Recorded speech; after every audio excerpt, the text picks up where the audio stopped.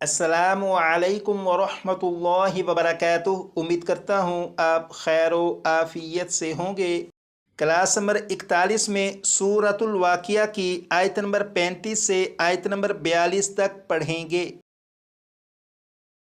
यहाँ से सबक शुरू करेंगे और यहाँ तक सबक पढ़ेंगे। इस सबक को दो दो मरतबा मैं पढ़ूँगा, उसके बाद आप इस सबक को कम से कम 10 से 15 मरतबा पढ़कर अच्छी तरह याद कर लीजिएगा। तो शुरू करते हैं। अऊज़ु बिल्लाहि मिनश शैतानिर रजीम। बिस्मिल्लाहिर रहमानिर रहीम। इन्ना अंशअनाहुन्ना इंशाआ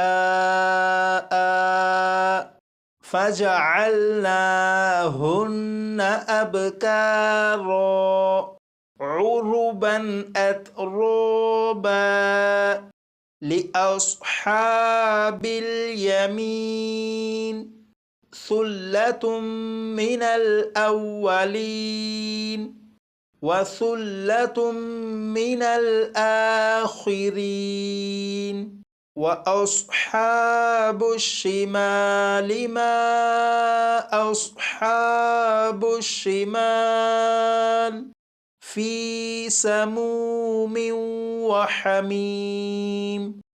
एक मरतबा फिर सुनिएगा।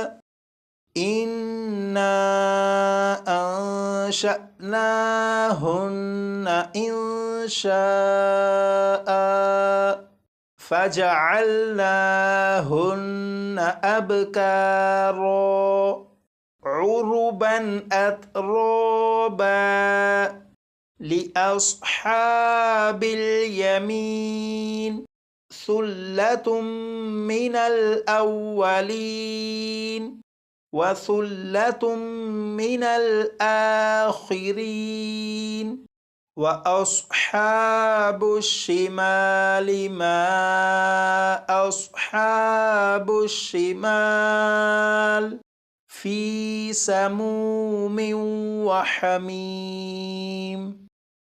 यहाँ से यहाँ तक इस सबक को कम से कम 10 से 15 मरतबा पढ़कर अच्छी तरह याद कर लीजिएगा।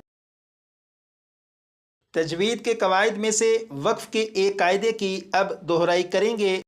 यहाँ पर देखें, लिखा है खड़ा ज़बर, हरूफ मद्दा और साकिन हर्फ वक्फ में तब्दील नहीं होते। इसका मतलब यह है कि अगर किसी लफ्ज़ के आखिरी हर्फ पर खड़ा ज़बर हो या अगर किसी लफ्ज़ का आखिरी हर्फ हरूफ मद्दा में से हो या अगर किसी लफ्ज़ का आखिरी हर्फ साकिन हर्फ हो, तो जब उस लफ्ज़ पर वक्फ करेंगे तो वक्फ की हालत में उस लफ्ज़ के आखिरी हर्फ पर कोई तब्दीली नहीं करेंगे।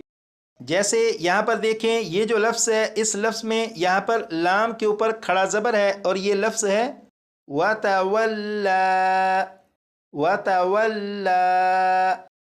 और जब इस लफ्ज़ को वक्फ में पढ़ेंगे तो वक्फ की हालत में भी ये लफ्ज़ बिल्कुल इसी तरह पढ़ा जाएगा जिस तरह लिखा हुआ है। अगर वक्फ में इस लफ्ज़ को पढ़ें तो ये पढ़ा जाएगा वतवल्ला वतवल्ला। अब यहाँ पर देखें, ये जो लफ्ज़ है, इस लफ्ज़ में आखिरी हर्फ अलिफ है और अलिफ से पहले ज़बर है। जब अलिफ से पहले ज़बर है तो ये अलिफ मद्दा हुआ और ये लफ्ज़ लिखा हुआ है फ़ीहा फ़ीहा।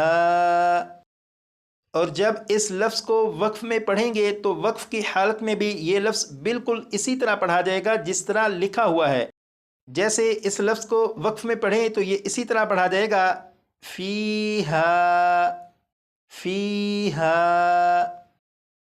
अब यहाँ पर देखें, ये जो लफ्ज़ है, इस लफ्ज़ का आखिरी हर्फ सा है। सा के ऊपर जज़्म है, यानी ये सा साकिन है और ये लफ्ज़ लिखा हुआ है फ़हद्दिस फ़हद्दिस। और जब इस लफ्ज़ को वक्फ में पढ़ेंगे तो वक्फ की हालत में भी ये लफ्ज़ बिल्कुल इसी तरह पढ़ा जाएगा जिस तरह लिखा हुआ है। जैसे इस लफ्ज़ को अगर वक्फ में पढ़ें तो ये पढ़ा जाएगा फ़हद्दिस फ़हद्दिस। ये लफ्ज़ और ये लफ्ज़, इन तीनों अल्फाज को जब वक्फ में पढ़ेंगे तो वक्फ की हालत में भी ان تینوں الفاظ کے آخری حرف میں کوئی تبدیلی نہیں کریں گے۔ اس کی وجہ کیا ہے؟ تو اس کی وجہ اس قاعدے میں لکھی ہوئی ہے۔